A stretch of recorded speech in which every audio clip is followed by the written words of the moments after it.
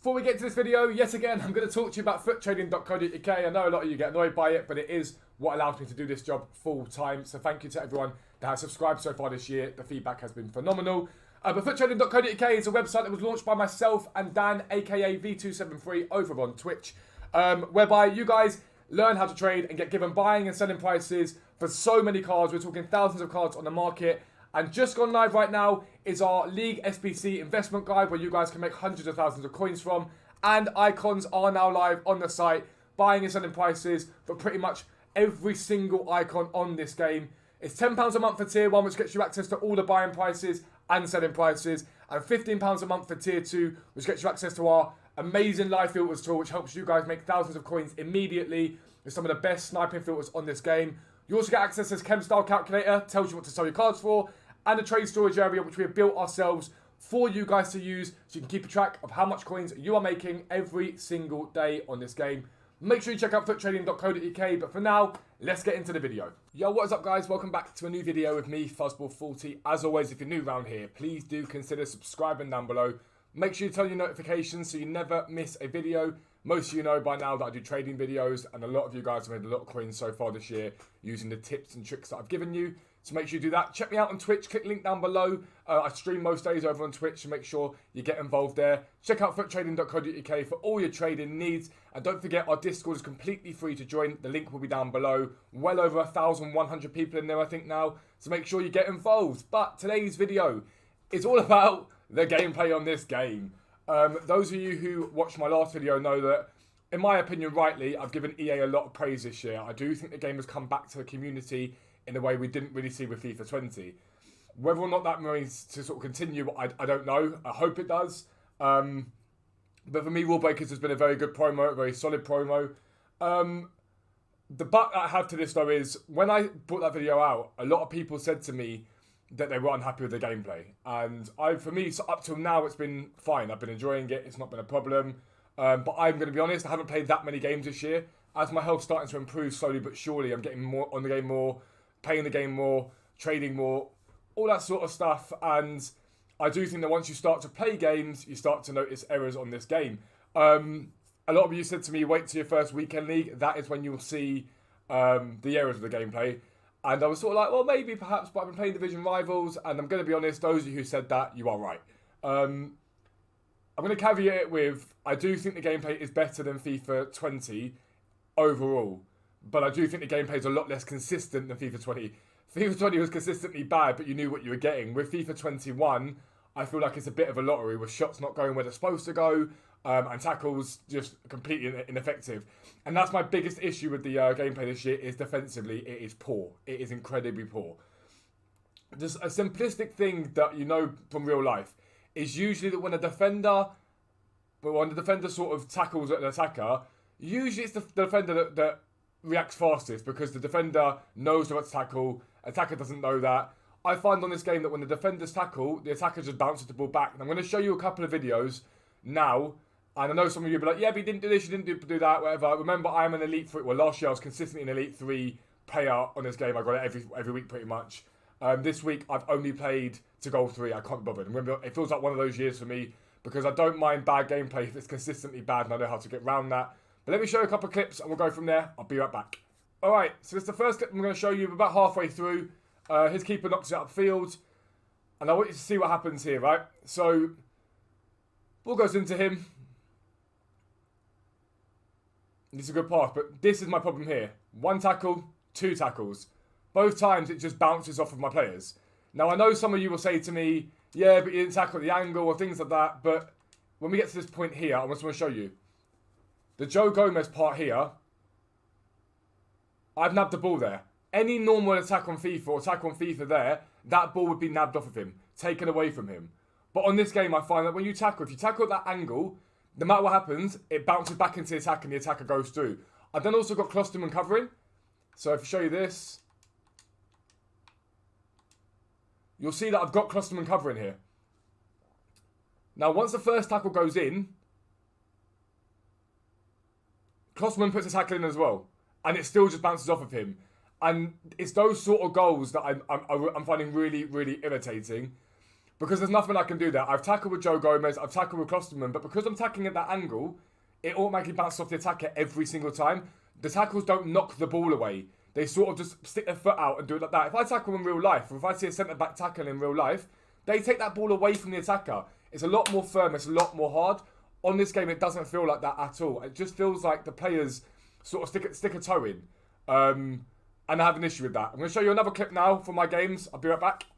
Alright, so this is another clip from my game. Again, some of you will criticise some of the better players out there, like, you did something wrong, but we'll go through it. It's very much in the same ilk as the last goal.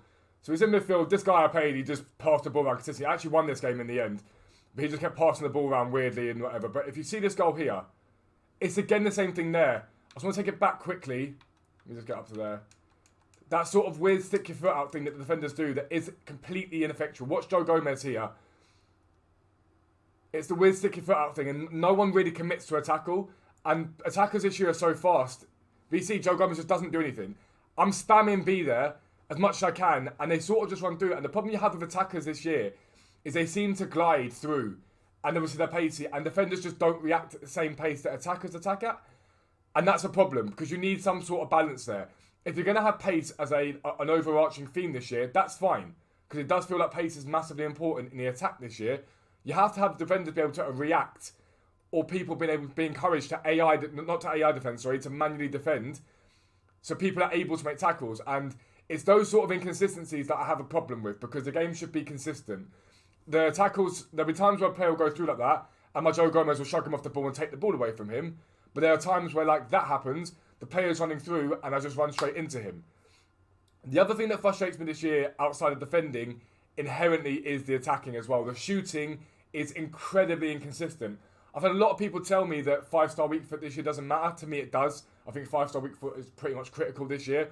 But I've had chances with Jamie Vardy where I've shot from 25 yards out his ping top corner, and then chances where I've gone in with Vardy 8 yards out, finessed it around the keeper, and it's been fired wide. And again, I don't know if that's server reaction. I don't know what it is, but there is a massive inconsistency in the way the game plays, and that's a problem, because that's when people start to get frustrated. I've looked on Twitter this week, and there's a lot more frustration this week with the gameplay than there has been the first 2 weeks.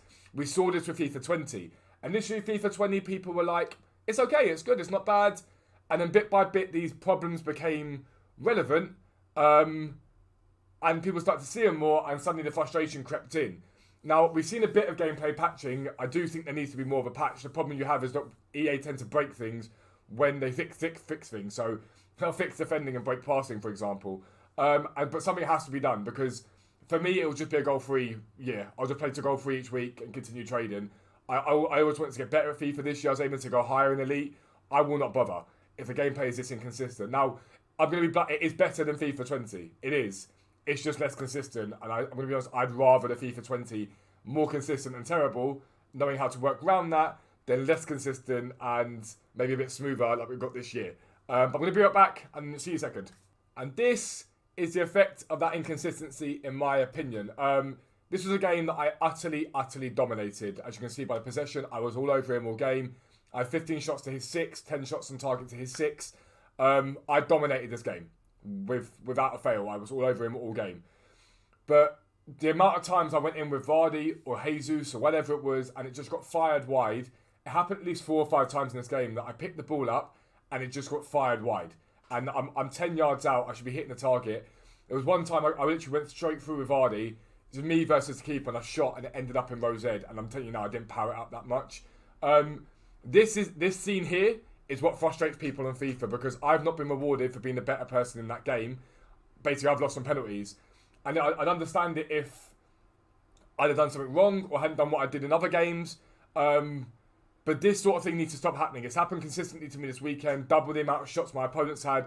A lot more possession. Creating the better chances, but being absolutely screwed out of it because the players just don't score goals. I think it was Nick 2018, but I might be wrong, on Twitter, and he was showing the shooting graphic with the line on, so you can see where you've shot. And he would run through with someone, and the shot is perfectly into the corner, perfectly. And the player then slices it about 5 yards wide of that. Why does that happen? Okay, you can point towards composure on some players, but I'm pretty sure the player that went in was Mbappe. We can point towards composure on players and things like that, but it shouldn't affect it that way. If you are 8 yards, 10 yards out, Your player should hit the target there. There's no need for a composure stat on that. The player should be hitting the target.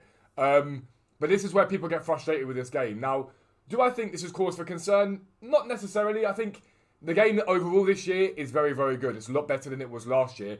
It's just a case for me that EA have to get this right this year.